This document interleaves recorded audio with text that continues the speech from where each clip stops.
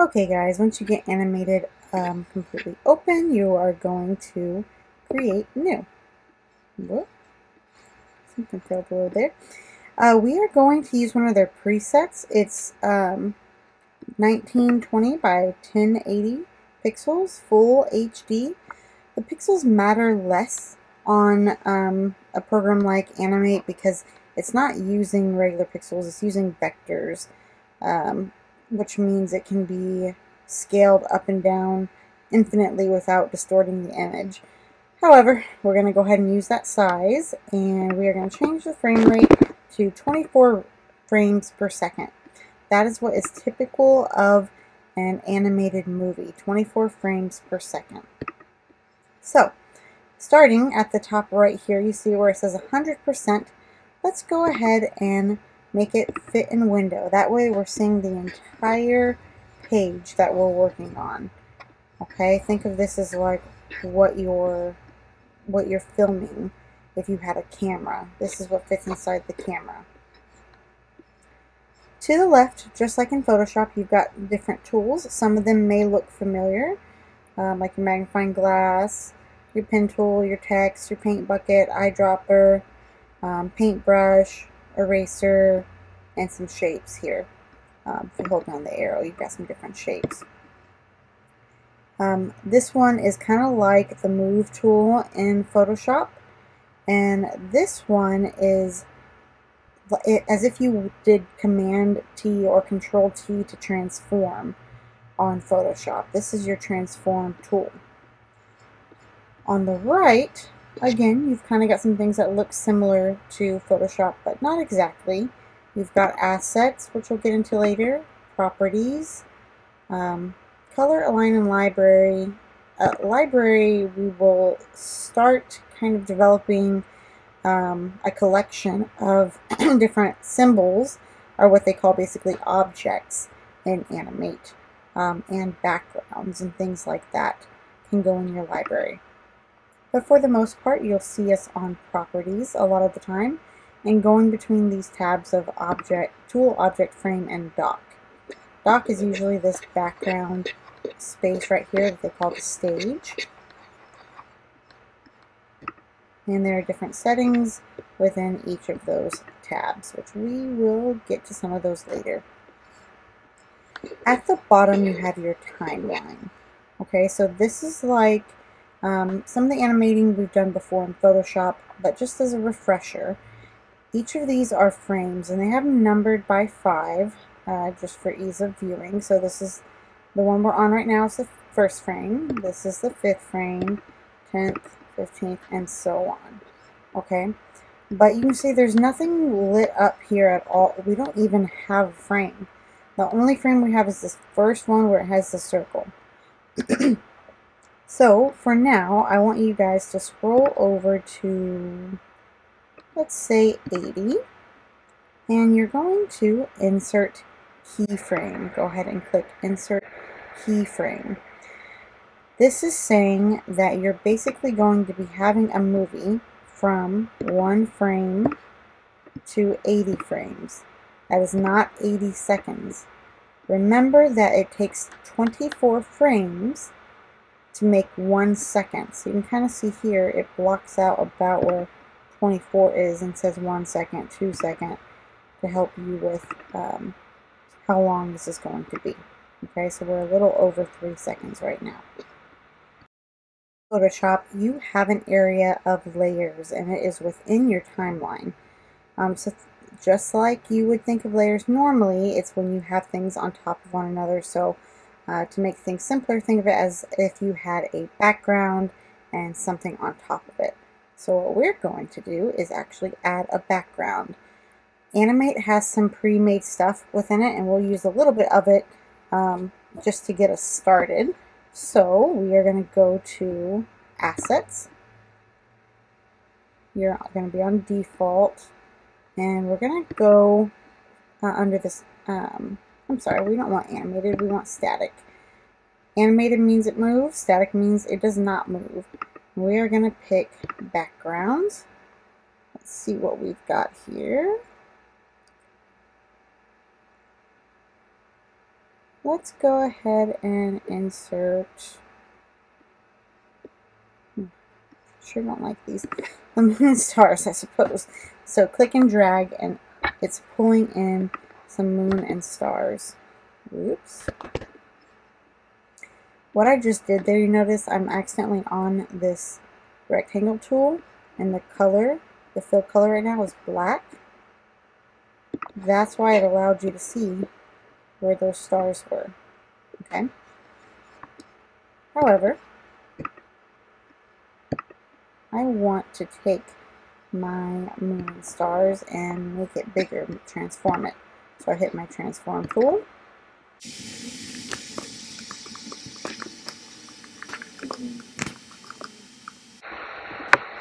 And there. Notice how I brought up this black box around here?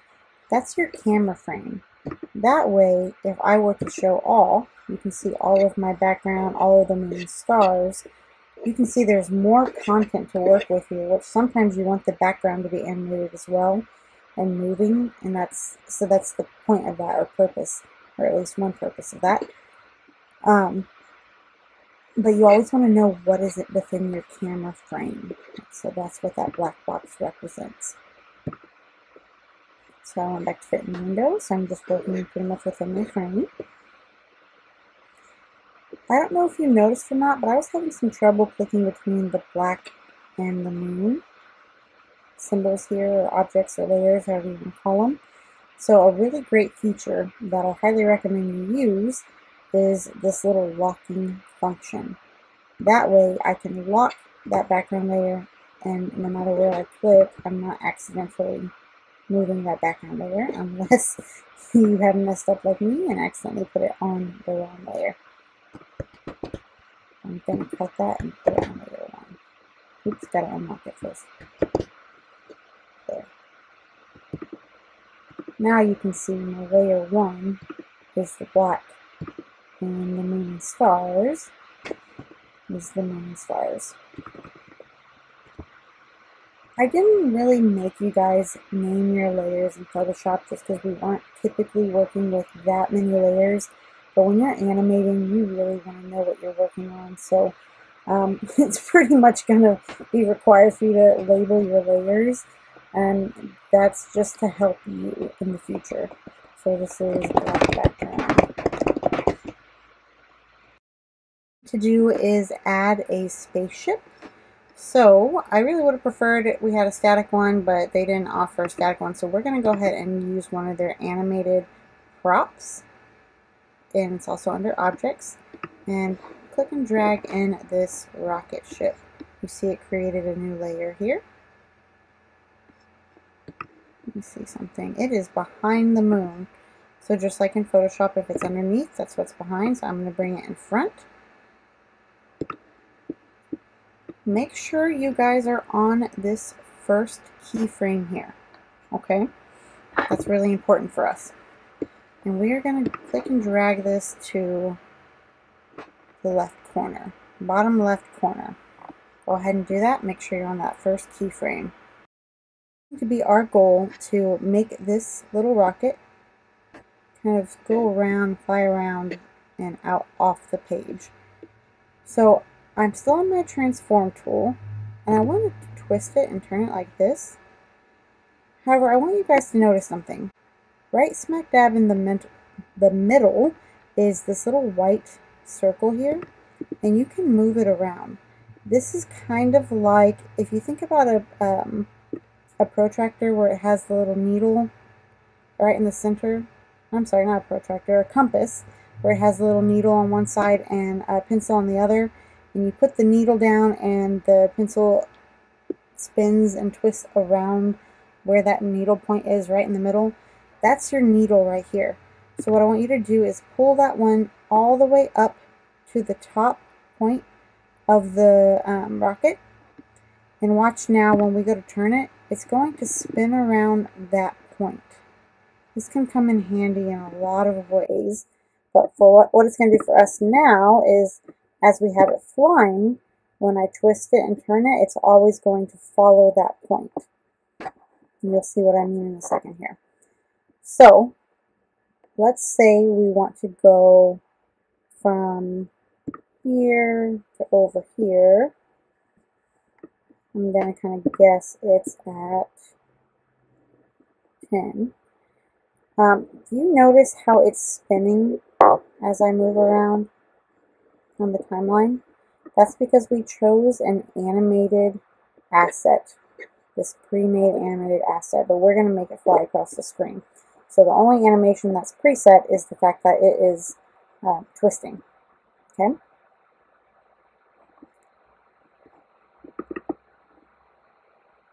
Just to show you how to get to those little animated or animations that are kind of an animation within an animation, I double clicked on the rocket ship and it opens up to these pre-made animations. To get off, you just click off on the background. Alright, back to our previously scheduled program. So, we want to make it fly across a little bit. Let's go over to, how about 20?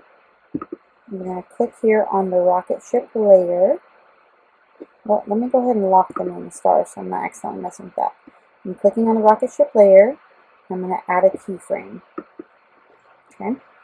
But I need to move this. As I turn it, it's going to go right there. So on the first keyframe, it's over here. Second keyframe, it's right here. You can watch a little preview of it in play. You see how I didn't move from here to here? It just, all of this time up into 20, like 1 to 20 or 1 to 19, those keyframes, it's over here the whole time. Just doing this little spinning thing. And then as soon as it gets to 20, it moves there. We'll talk about how to adjust that in just a second. But for now, let's keep going. Let's say our next one, we want to be on 40. I'm going to move it this way. Angle it 60. Move it this way. Angle it.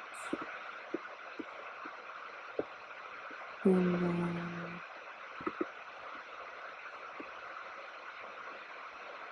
uh-oh. You see how my black background doesn't go all the way over?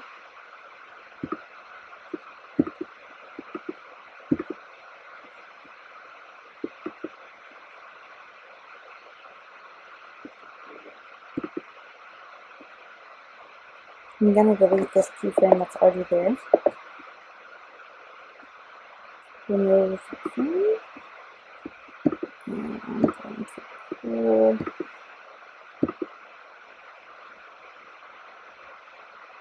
I'm not sure if I did that right or not, but I still have the black on there, so I'm going to assume it's right.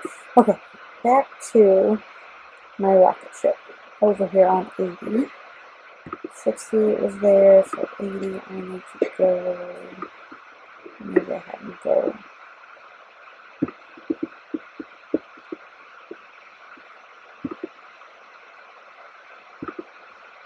Completely off screen.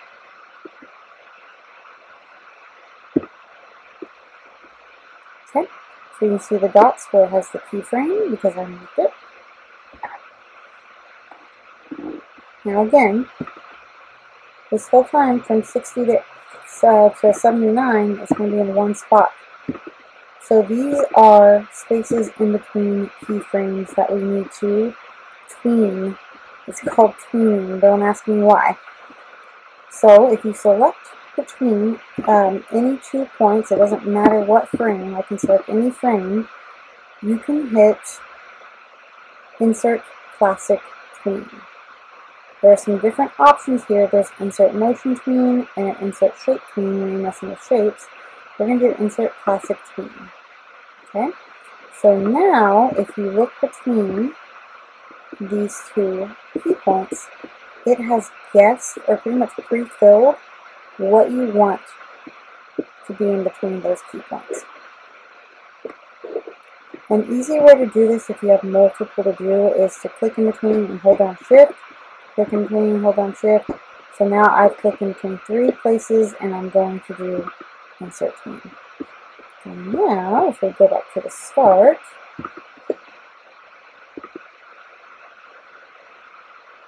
you can see our ship flying all over. So you can also add some different sound effects here under assets. So we have seen animated and static, but sound clips is the next one. I personally preferred the science fiction one, but you can search through here for different things. I did engine at one point and fire, but like I said, I landed on the science fiction one. Yours can be different, but you click and drag it onto your stage and it pulls in.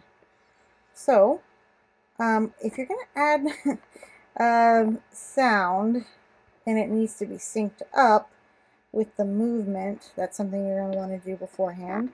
However, if you don't need sound to be synced with the movement, I highly recommend waiting till the end to add in sound, just because it makes your computer work that much harder. It's a very hefty program. There's a lot going on within it, and it can be kind of hard on your computers if you don't have a really excellent processing system, which we've got Macs, so they're pretty good. But just a little tip there. So like I said, you can play here to watch what's going on so far, or if you're about ready, you're almost ready to export, but you just need to make sure it's all good to go, top right, test the movie.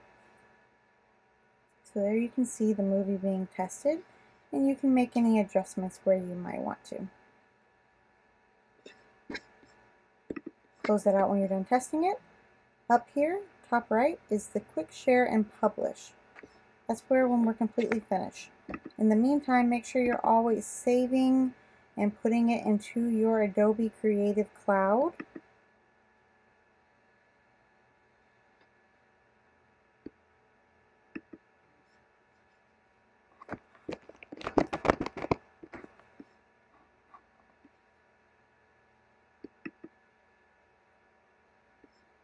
And then when you're ready to export, you can publish. Let's go ahead and do it as a GIF for now. Maybe someday in the future we'll change to video MP4, but for now we'll choose GIF.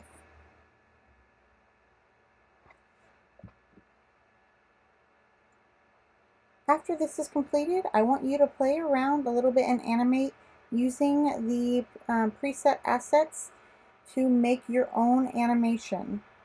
It shouldn't be very, very long. I just want you to kind of get a feel for the tools that you've learned today and a little bit of practice. Until next time, have fun.